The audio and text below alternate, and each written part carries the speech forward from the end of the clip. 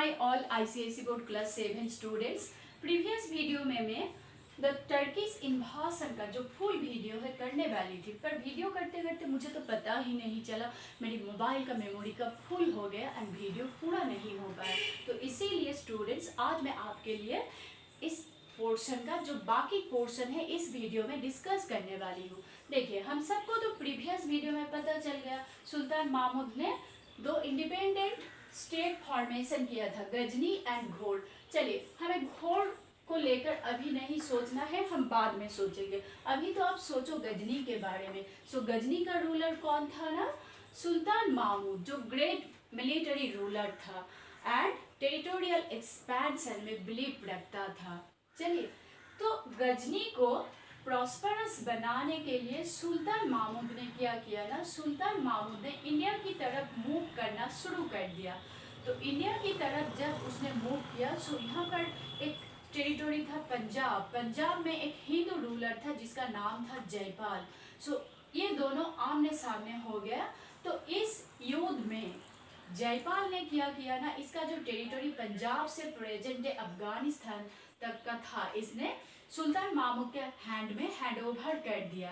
पर देखो, hand over तो कर दिया, तब उसको ईगो में नहीं लगा, पर हैंड ओवर करने के बाद इतना उसका सेल्फ रिस्पेक्ट में लगा, दैट मीन्स ईगो में लगा कि उसने सोचा अब मैं क्या करूं, अपना टेरिटोरी दे दिया, तो खुद को क्या किया ना, आग में जलाकर मार दिया।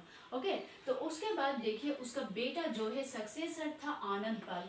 सो आनंद पाल का सोचना था मैं अकेला तो नहीं लड़ पाऊंगी सुल्तान महमूद के अगेंस्ट में, तो मुझे क्या करना चाहिए, मुझे कंबाइंडली मुझे फोर्स करना है। तो चलो, जो नेटिव रूलर है उसके साथ में से घुल मिलकर एक जोट बना लेते हैं। तो इसलिए उसने क्या किया ना, जो western part and central part में जितना भी रूलर्स था उन सबके साथ एक जोट बांध लिया। ओके, सो उसको लगा अगर सुल्तान महमूद आते हैं तो हम सब कंबाइंडली उसके साथ लड़ाई करेंगे। ओके, तो उस वक्त वहाँ का जो पीपल था, नॉर्थ इंडिया का जो पीपल था, उसके मन में इतना खौफ था सुल्तान महमूद के इन्वाजन का कि उन सब ने उस डर को मन से दूर कर दिया एंड उसने तय कर लिया चलो डरना नहीं है, हमें युद्ध करना है। ओके, सो देखिए, और उस वक्त जो महिला थी उसका भी रोल देखने लायक था। महिला ने क्या किया ना, उसके पास जो ऑर्नामेंट्स था उस सब को सोल्ड कर दिया, क्योंकि ऑर्नामेंट सोल्ड करने से कुछ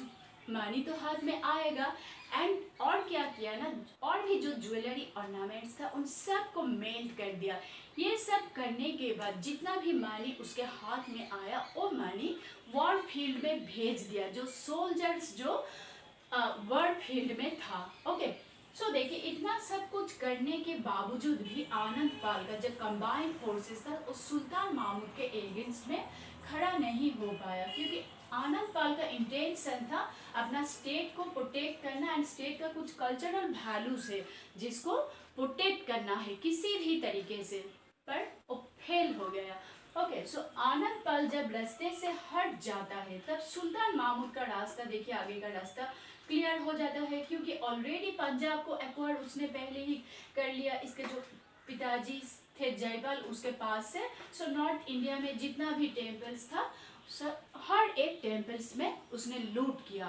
क्यों? उसे कि रिलीजियन में, दैट मीन्स हिंदू रिलीजियन में उसे कुछ भी रेस्पेक्ट नहीं था, उसे ओनली एक थिंग्स जरूरी थी, वो था वेल्थ। सब वेल्थ उसने लूट किया। सिर्फ वेल्थ ही लूट नहीं किया, जितना भी आर्ट वर्क था इंडिया का उन सबको भी उसने लूट कर लिया, अपने अपने साथ में ले लिया। चलो अब किसी दूसरी जगह पर फिर से हमें अटैक करना है। एंड सुल्तान महमूद के जीवन में सबसे जो एम्बिशियस जो एक्सपेडिशन था वो क्या है आपको पता है? वो है सोमनाथ टेम्पल को अटैक करना। अब देखिए, सोमनाथ टेम्पल गुजरात की कठियावाड़ में आता है एंड ये जो टेम्पल है, ये टेम्पल बहुत ही सैक्रेड टेम्पल है। क्यों सैक्रेड है पता है? क्योंकि हमारे इंडिया में द्वादश ज्योतिर्लिंग है, इन द्वादश ज्योतिर्लिंग में से एक लिंग है सोमनाथ टेम्पल। तो देखिए, यहाँ पर जो इंडियन पीपल था उसने क्या किया ना, एक ग्रेट रेजिस्टेंस क्रिएट किया सुल्तान महमूद के अगेंस्ट में। 3 दिन तक लड़ाई चला, पर फिर 50,000 सोल्जर्स का डेथ हो गया। ओके, उसके बाद चलो सुल्तान महमूद का रास्ता तो क्लियर हो गया, चलो सोमनाथ टेम्पल को भी हम लूट कर लेते हैं। तो यहाँ का जब इमेंस वेल्थ था उन सब को लूट कर लिया एंड लूट कर कहाँ चला गया अपना जो इंडिपेंडेंट स्टेट है गजनी। अब उसने सोचा चलो मेरी लाइफ में जो तो एम्बिशियस एक्सपेडिशन था सोमनाथ टेम्पल को लूटना, वो तो मैंने लूट लिया, अब क्या करें, अब छोड़ो, अब इंडिया पे अटैक नहीं करना है, अब थोड़ा सा कंसेंट्रेट कर लेते हैं अपनी गजनी पर, क्योंकि गजनी को हमें एक मैग्निफिसेंट कैपिटल सिटी बनाना है।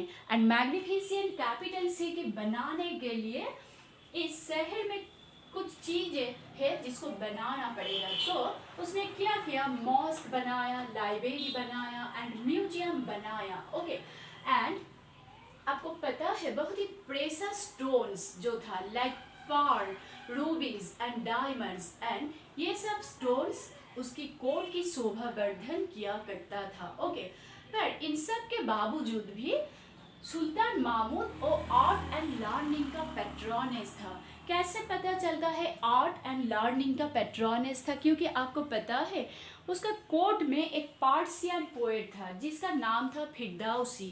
ओके, फिरदौसी जो था वो एक पार्सियन पोएट था, उसने एक ग्रेट एपिक लिखा था जिसका नाम था शाहनामा।